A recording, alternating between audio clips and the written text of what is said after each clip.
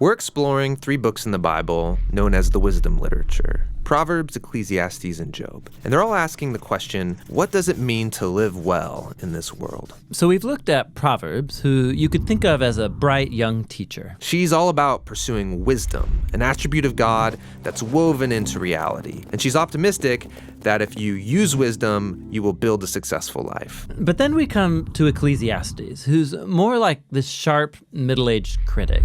And he says, "You think using wisdom will bring you success.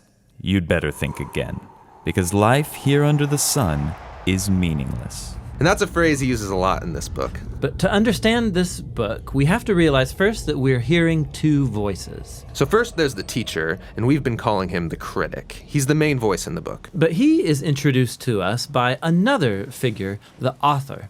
And he's the one who's collected the critic's words, and then at the end of the book summarizes everything and gets the final word. So why does the author want us to hear from the critic? Well, he wants to turn your view of the world upside down, and he's going to let the critic explore 3 really disturbing things about the world. And we should warn you, these are pretty intense. Yeah, so the first is the march of time, or as the critic says, Generations come and generations go, but the earth, it's been here long before us and will be long after. No one remembers people from long ago, and all the people yet to come, they too will be forgotten by those who come after them. So on a cosmic scale, you and I, we are just a blip. Stars are born, and then they die and form planets which orbit new stars, and those planets, they change over time and eventually burn up. And amidst this cosmic backdrop, my entire existence is like a blink in time. Which leads to the critic's second disturbing observation, that we are all going to die. Humans face the same fate as the animals: death. All people, the righteous and the wicked, the good and the bad, those who offer sacrifices to God and those who do not, they all share the same destiny. All this activity and madness, then we all join the dead. Man, this book is depressing. And so is the final disturbing thing for the critic, and that is life's random nature. So in Proverbs, life isn't random. There's a clear cause and effect relationship between doing the right thing and being rewarded. But the fact is that life doesn't always work that way. The critic has observed a glitch in the system. He calls it chance, or in his words, The race doesn't always go to the swift, or the battle to the strong, nor does food always come to the wise, or wealth to the brilliant, or favor to the educated. Time and chance happen to them all. So his point is that you can't really control anything in life. It's just way too unpredictable.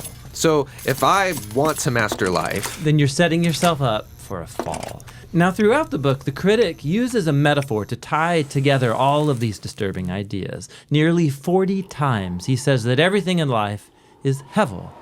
It's a Hebrew word that means smoke or vapor. Like smoke, life is beautiful and mysterious. it takes one shape, and before you know it, it takes a new shape. And smoke looks solid, but try and grab it, it'll slip right through your fingers. And when you're stuck in the thick of it, like fog, it's impossible to see clearly. Now, our modern translations have lost the metaphor, and they usually translate hevel as meaningless. But if you read closely, the critic isn't saying that life has no meaning, but rather that its meaning is never clear. Like smoke, life is confusing, it's disorienting and uncontrollable. So what are we supposed to do with all of this? Well, surprisingly, the critic first of all acknowledges the perspective of Proverbs. He says it's a really good idea to learn wisdom and to live in the fear of the Lord. Really? I mean, he just said that doesn't guarantee success. But he knows it's the right thing to do. But secondly, and more often, he says that since you can't control your life, you should stop trying.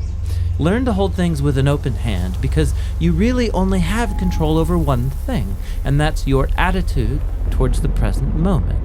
Stop worrying, he says, and choose to enjoy a good conversation with a friend, or the sun on your face, or a good meal with people that you care about. The simple things in life. Yes, and both the good things and the bad, because both are rich gifts from God. And that's the surprising wisdom of Ecclesiastes. Listening to the critic is painful and can lead you into some dark places. And that's why the author speaks up at the end of the book. He doesn't want you to lose hope. He wants to make you humble into someone who trusts that life has meaning even when you can't make sense of it, that one day God will clear the hevel and bring his justice on all that we've done. And so he tells us that the proper response to all of this is to fear the Lord and keep his commandments. And that's the book of Ecclesiastes. Now, there's one more voice in the Bible's wisdom literature, and that's the book of Job. And he will bring us the final, much-needed perspective on our journey into wisdom.